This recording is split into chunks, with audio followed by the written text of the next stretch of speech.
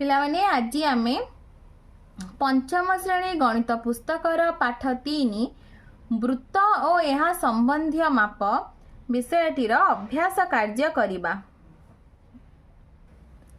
पिलामाने अभ्यास कार्यटी करबा पूर्व आमे वृत्त विषय रे किछि जानिबा। तो पिलामाने देखो यह एक वृत्तर चित्र। क बिंदुटी होउची वृत्तर केंद्र, या को आमे वृत्तर केंद्र कहबा। क रु ख जो रेखाखंड अंकन होइची क ख यह होची वृत्तर व्यासार्ध।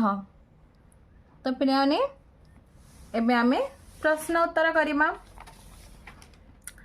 1 नंबर। तो पिलाने तीनोटी चित्र देइची, प्रथम चित्र, द्वितीय चित्र, तृतीय चित्र। वृत्त तीनोटी को देखि तळ प्रश्न गुडिकर उत्तर लिख। क्यों वृत्तर व्यासार्धर दैर्घ्य सबुठारु अधिक।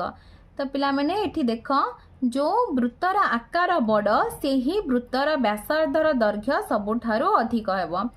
तेणु एहार उत्तर हब तृतीय चित्र। आम एठी लिखिदबा तृतीय चित्र। तापर प्रश्नटा देख, क्यों वृत्तर व्यासार्धर दैर्घ्य सबुठारु कम। जहार आकार कम ताहार व्यासार्धर दैर्घ्य सबुठारु कम हबो। द्वितीय चित्र। ख नंबर।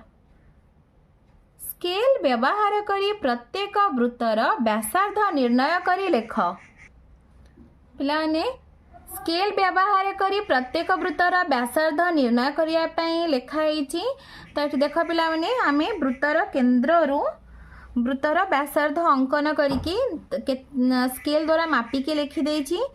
यार ना दे देछि क ख व्यासार्ध दैर्घ्य होछि 1.8 सेंटीमीटर।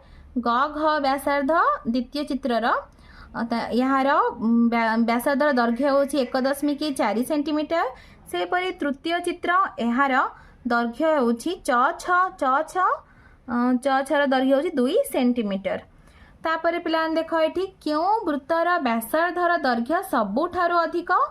तृतीय चित्र। तो एठी आमे लिखिबा तृतीय चित्र।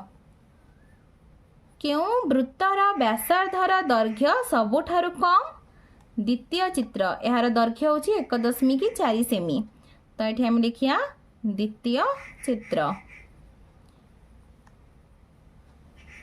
2 नंबर। कंपास व्यवहार करी चिंटू केतोटी डिजाइन प्रस्तुत करिछि लक्ष्य कर। तुमे सेही बड़ी आउ केतोटी डिजाइन तैयारी करी सेथिरे भिन्न भिन्न रंग दियो। तुमे तैयारी करथिबा डिजाइन गुडी को श्रेणी कोठरी रे टांग। तारे पिला माने तुमे एही भली भाबरे डिजाइन सब प्रस्तुत करी सेथिरे रंग दब। तो पिलान तुमको वीडियोटी भल लागिले लाइक एंड सब्सक्राइब करिवो, निज सांग पिला माननक सहित शेयर मध्य करिवो।